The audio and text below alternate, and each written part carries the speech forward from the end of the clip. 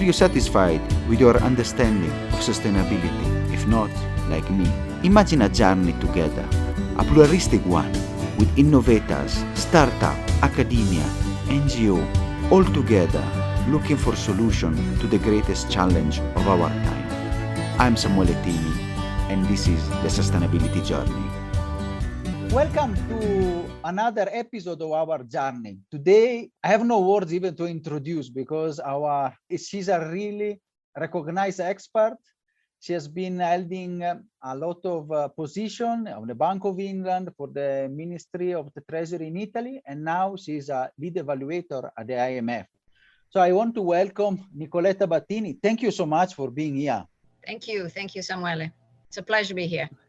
Nicoletta, I mean, your curriculum is impressive. I have even difficulty how to express myself because really you are a recognized expert in finance. You have done a lot of work, and you have edited a book, The Economics of Sustainable Foods, which is edited by Island Press and IMF Press. So really, being an expert at such a top level, I think you are in the best position for us to understand the problematic that our planet is undergoing and even the future of our species. It's really now fighting for its survival. And we know there's planetary boundaries and everything.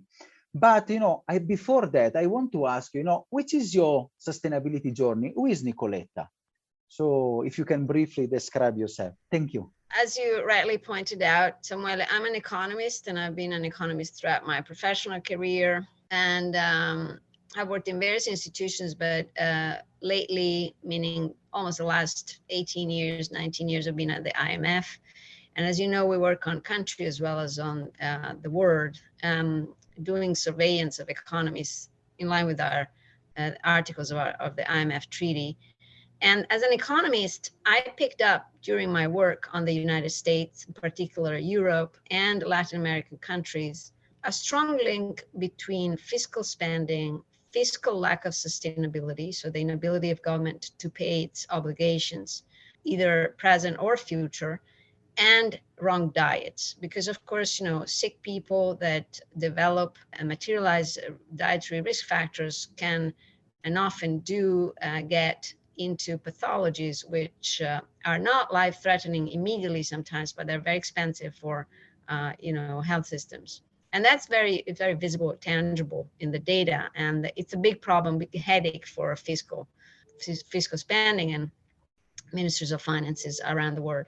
It's a relatively new phenomenon. It's in advanced economies, it's started being tangible after the 80s and 90s in lots of emerging market countries after 2000, when incomes rose and people shifted diets towards the Western diet. After finding this, I felt led, inverted commas, to more readings and documentaries because this was really interesting, I thought. And for those who watched this movie, I want to mention a kid's movie. I recommend it highly to adults too. I watched with my kids Disney's Pixar's Brave. So in that movie, there's, of course, the protagonist is this girl, Merida, and she's riding at some point in the movie in the beginning through the forest looking to change her fate, almost like I was doing when I got into this. And she starts seeing some tiny blue lights. They call them the will-o'-the-wisp fairies, form a path beckoning her to follow them. And really, that's what happened to me. I started to go down the rabbit hole in this story on health and diets and fiscal spending, and I became aware of, through my personal research, of the multiple links between food systems and not just public finance and public debt, but also private debt, jobs, productivity, asset prices, all variables that are of maximum interest to economists and are maximum macroeconomic relevance. And what I learned importantly was the pivotal role that food systems play, not just on health trends and health spending, employment, and fiscal houses, but also on climate change and biological diversity. And that opened yet another door for me because I'm passionate for nature and I'm in love with the planet and animals and the relationship between communities and nature. And so this pushed me in the end to write a first paper to which I gave the inspiring title, 5 Birds with One Stone. And basically for economists, there I discussed how by fixing food systems and making them nature positive, we could fix at once, I say in the paper, 5 major conundrums of our economies that afflict our economies, both nationally and globally, and both in advanced economies and in emerging market and low-income countries. And these are environmental degradation, which includes, of course, climate change and biodiversity loss, jobs and income inequality, malnutrition and food insecurity, rural exodus and urbanization, and risks to public health. I then moved on to more research on green finance to help these transitions that I thought were necessary. And as you said, this culminated in the production of this book, The Economics of Sustainable Food, which came out in June this year. So here's a 30,000 feet Nicoletta's journey in food system transitions. Amazing journey. And I really like how you have this eureka moment, and then I like have your picture with Brave, which I just seen even with my daughter. So it's really interesting. And I really like the 5 birds with one stone. So, which are the solutions? Because we know that food system it is one of the highest polluter we have discussed. And then I like the link, the health and the economic. So which are the economic of the sustainable food? How we can change the way we produce? I liked one sentence from your book that we depend on food, but food depends on nature. So I really liked one extra from your book, because that sentence is really, I think, key on how we think of our system.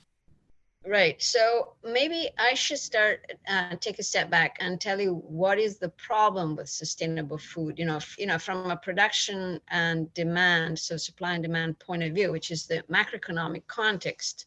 And then we can move on to the solution. So I think that, whoever is listening to this can understand, what is the issue? Look, somehow, if you think back at their evolution, it's hard to understand why current food systems are under attack.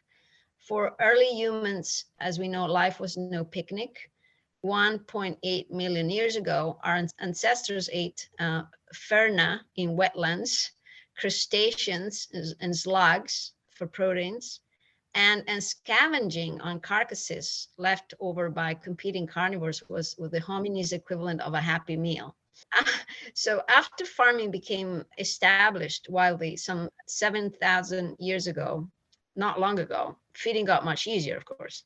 But for centuries, agriculture remained, we could define as a low productivity affair, dominated by small family-owned farms, raising diversified crops and livestock. The music changed abruptly around 1950. That's after the end of the Second World War. As countries and governments were eager to shrug off the traumas of food insecurity that developed during the war, the developed nations in particular began pouring vast amounts of money into farmers' pockets to foster the adoption of machinery, of synthetic fertilizers, herbicides, pesticides, and genetic manipulation.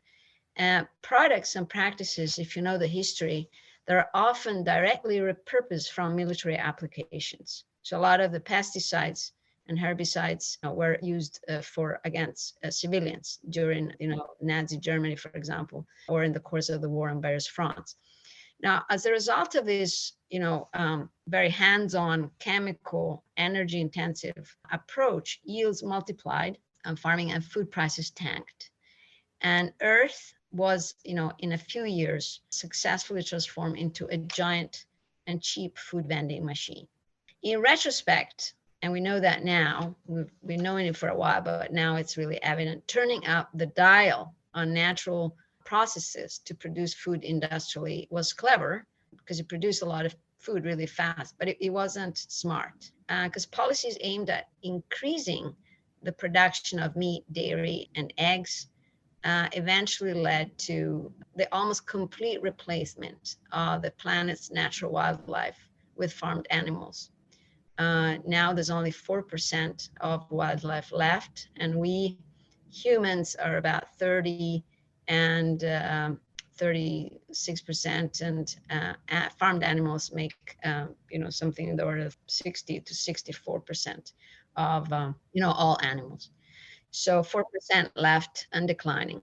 And to make this happen, this industrialization of food systems, not just the animals, but entire ecosystems were brought to the verge of biological collapse through deforestation, soil degradation, the overpumping of non-renewable aquifers all over the world, and the contamination of waterways and oceans.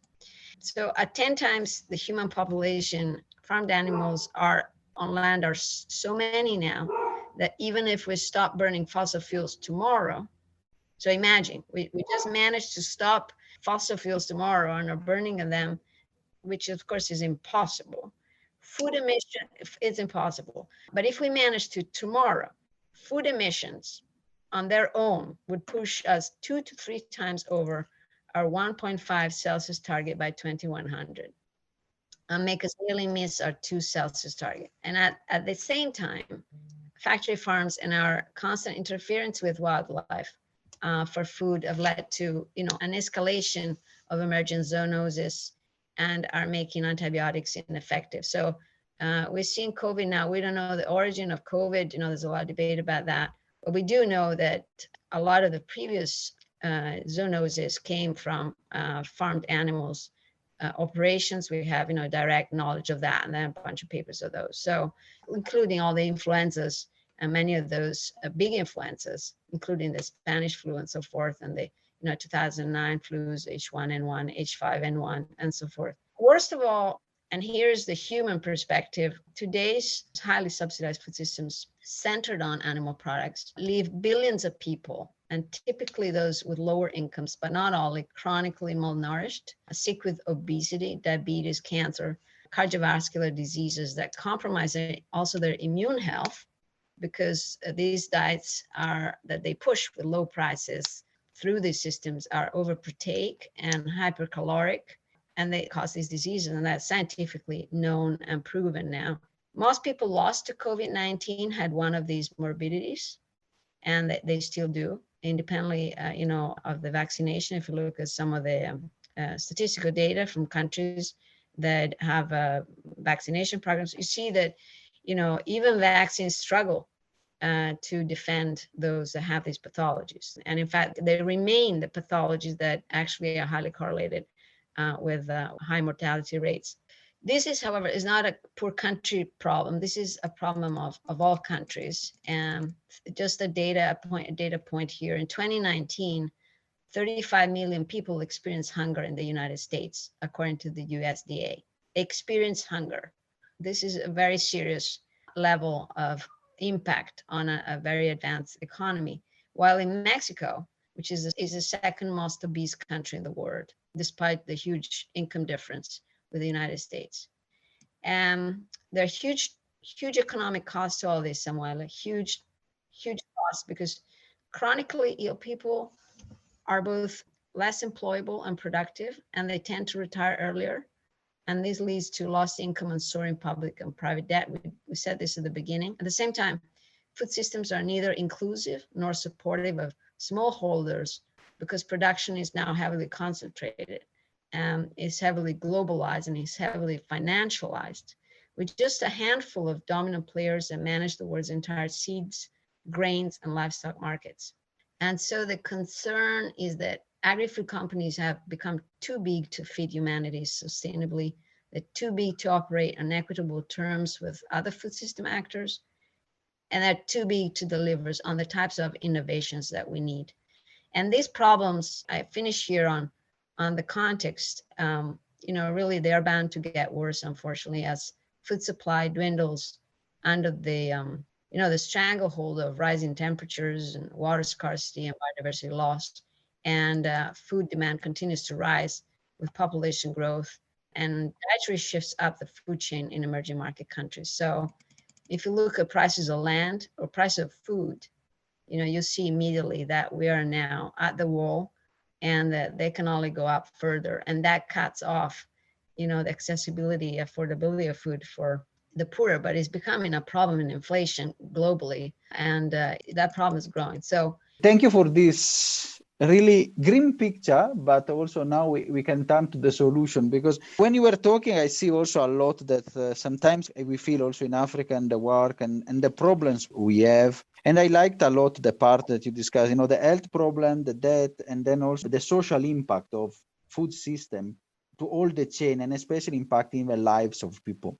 So now, Nicoletta, I want to ask you, which is the solution? Since you are the expert, since you are the one that studied this in depth for all your life, how we can turn the tide and really also, as you say, go towards a more regenerative agriculture and turn the tide against these trends?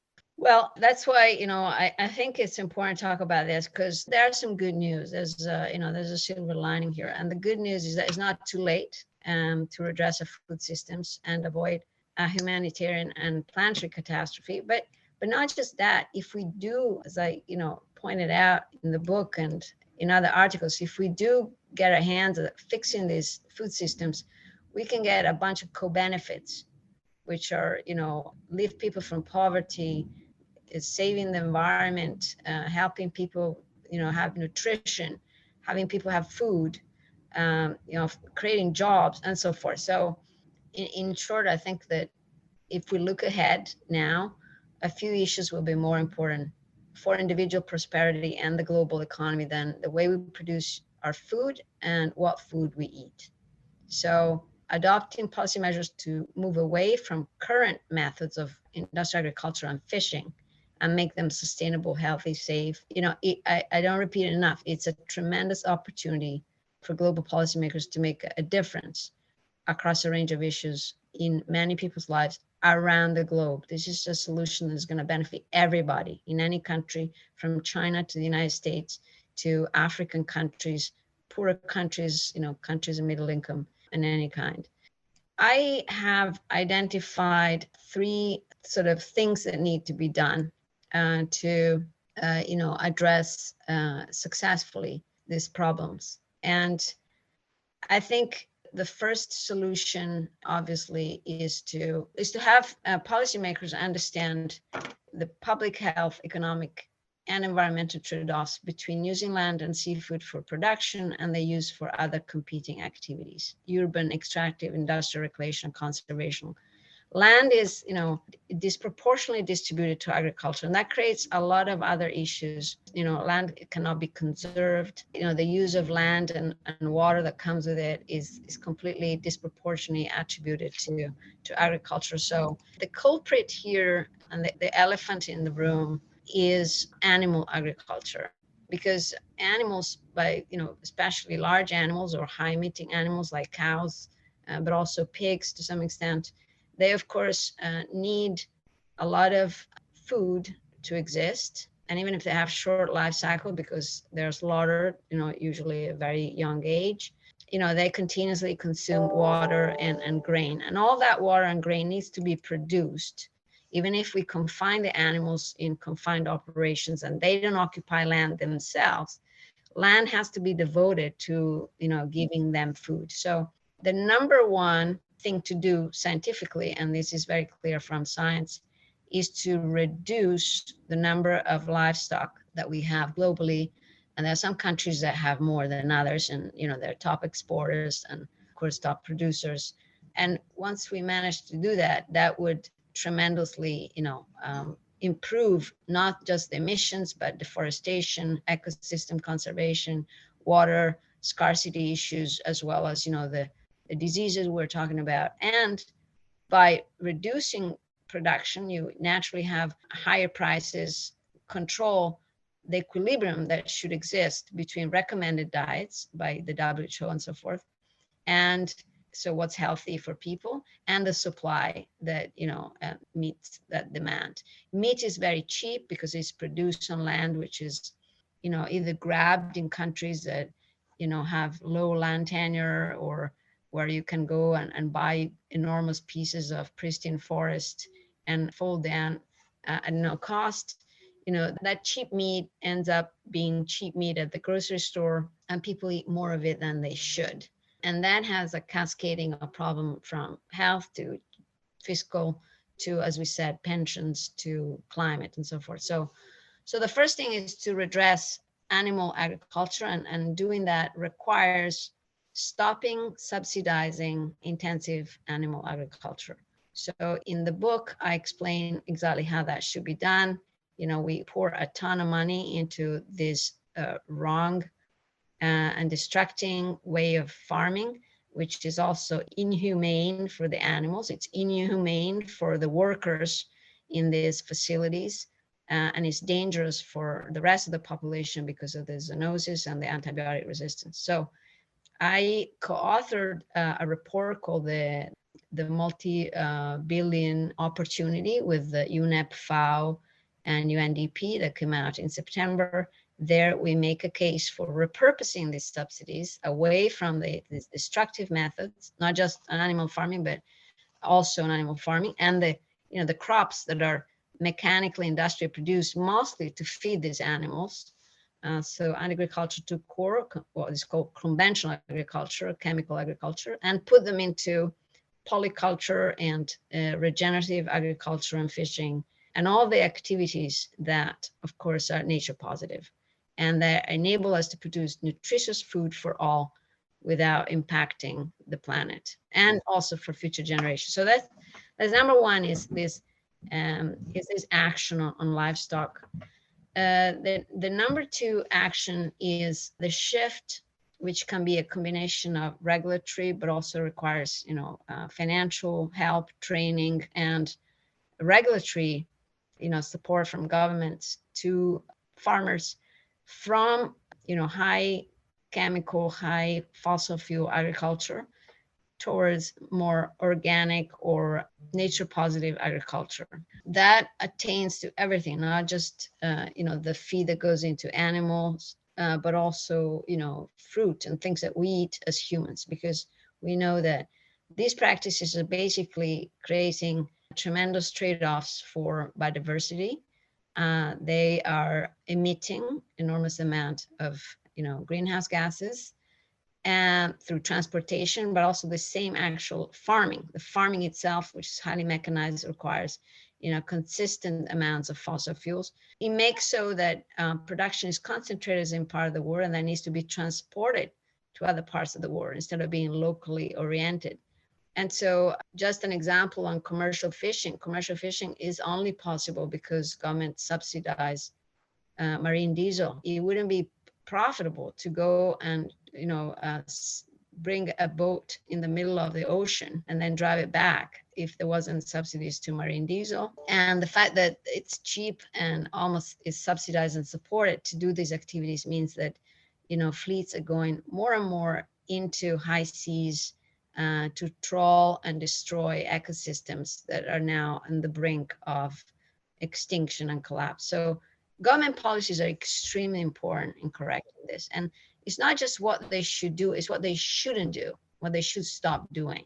And we're not saying you should pull out the subsidies. That what is being said here is that the subsidies should be repurposed. So they're not taken out of the economy, they should be repurposed to the right activities. And if commercial fishers and conventional farmers and intensive farmers continue to be able to exist without someone picking up the bills of their externalities on people and planet, that will be a market equilibrium. But we need to allow that market equilibrium to be formed. We need to create a level playing field between the nature positive farming and fishing and the not nature positive or the nature negative farming and fishing. And then consumers are ready to jump on the wagon, and many have, especially the millennials and Generation Z are ready to jump on the help the planet, help myself wagon. We need to align the policies there. That is obviously very important. The number three, step, we have to work also on diets, which is an area which is not supply, but is demand. And diets, it's tricky, but it also isn't. People want to be healthy. People want to eat nutritious food. They want to eat savory food. They want to be able to access food that is transparently, originated and that is, is good for their kids and so forth. And that shift, that's nudging from policy, goes through a number of steps, and they all have to be activated at the same time. One, of course, is education from a very early age, but there's also the part, and where schools can have a part, but also parents. But there's also the aspect of health systems. So health systems traditionally in the last 50 to 70 years have become defensive medicine, where you feel sick and then you go to the doctor and they they're going to give you a pill or they're going to suggest surgery. At that point, obviously, often it's late. You now have a disease which has had the time to develop, What we're saying here is that by choosing the right lifestyle, which predominantly include, of course, diets, we can prevent the majority of the non-communicable diseases, which are the number one cause of death in advanced economies, but increasingly so also in the rest of the world. And how do you shift a health system from being purely defensive to being, preventive as well? Well, there's a number of changes, including, again, from education. Only 1% of curricula medical schools around the world is in nutrition. That would have to go up quite substantially. There's, when patients are attended in hospitals on primary care to secondary and tertiary care, there's very little attention to nutrition. You could introduce nutrition scorecards in the clinical records of patients, and that would help through also studies of nutrigenomic and other things to get a more tailored and effective, type of medicine. But of course, there's taxes and subsidies too, right? So you can work on giving a prize to those who, care about their health through the right dietary choices. And, using taxes and subsidies, as economists do, to incentivize the right behavior is going to help tremendously in shifting that behavior, and getting people to pick the right item at the grocery store, not just being following price and convenience and taste, which often is, mystified by a number of techniques, of the industry. So here we have, 3 big directions of action that can be taken. And the book details the policies that are needed. A 4th one that I would add and throw there, just very important, is conservation. So conservation is, another way to use land. We know that if we can reduce livestock, by also having the people choosing not too heavy skewed animal protein diets, we can release back into the wild tremendous amount of land. Think about it, if we all went vegan, just making a very absurd hypothesis, if we all stop eating animal products, we could release back into the wild 75% of all the land that is now farmed. So that would absorb tremendous amount of emissions. It would allow ecosystem to regenerate, and it would rebalance, the water cycle. And so you can now see how beneficial this all could be. We wouldn't have to go into the terrific transition or even this science fiction sucking away carbon dioxide from the atmosphere by, throwing stuff up in the air or doing other strange things that are, potentially very risky. Nicoletta, wow, that is 4 actionable points. I love the one of conservation. They say the biodiversity, we need at least 30% of the land, preserve and conserve, the Declaration of Cancun, and everything. 65%. It's a lot. One thing I put up is also public procurement. I think public procurement can play a big role in nudging and the spending and everything. Also to get the diets in school, because that is also to, as you said, to play the level field with nature positive and the nature negative, techniques and agriculture. We need more nature positive. For us, it was a lesson. It's really impressive and a lot of food for thought. Let me ask you, a question. Some people, they might ask, are the bucks making sense in this? You're an economist.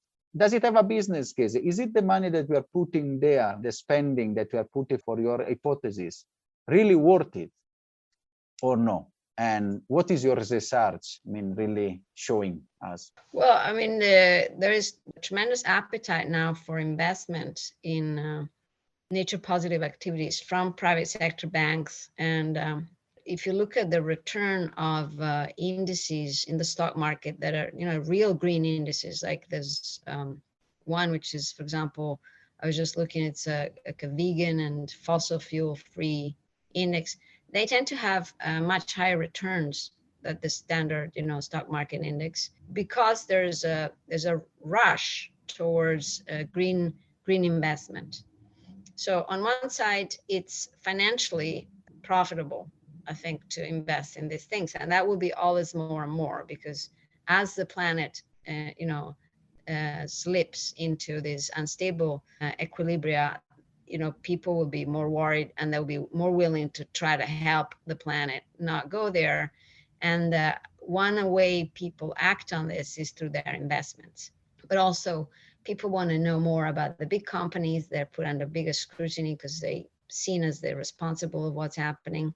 And these companies are eager to, to wash their facade with investments. And often these investments are genuinely, nature positive. So there is a supply of funds. In terms of returns, with some colleagues, we've just publishing in ecological economics, it's just coming out now, it's just been finally completely accepted, a paper that shows that every dollar that is spent on, for example, this conventional heavy machinery, chemical agriculture returns much less than $1. So money is basically lost by government, not just creating all these bad things we said.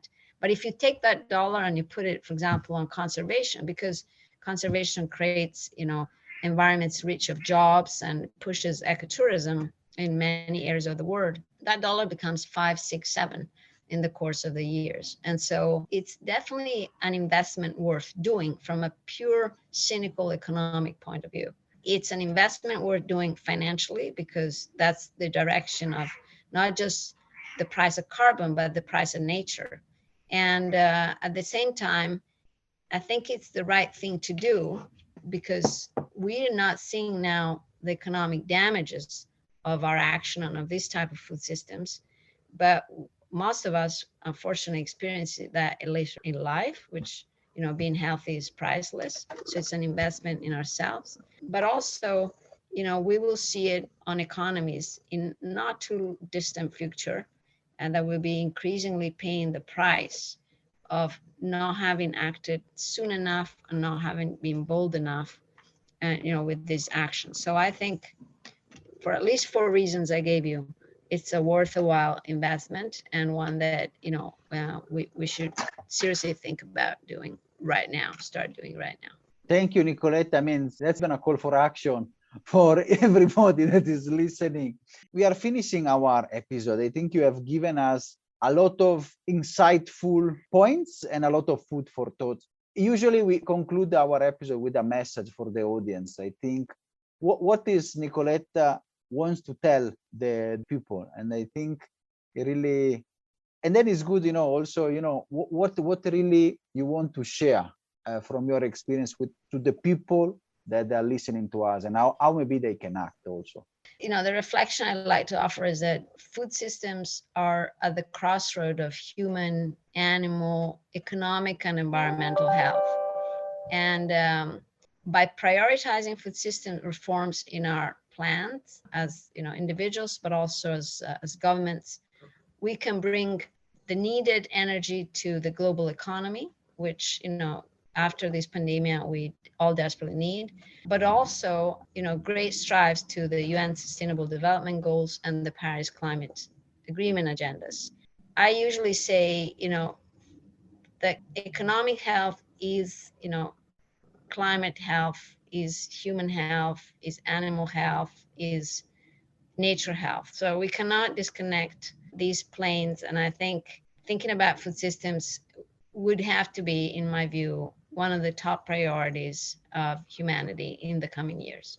Thank you so much, Nicoletta, for this wonderful episode. It really has been insightful and a great lesson even for me, because you have given us reasons, and it also is a strong call for action for engagement. Thank you so much for your time and for being with us. Thank you so much. Thank you, Samuel. Take care. Are you satisfied after this wonderful episode? Let's continue together our sustainability journey.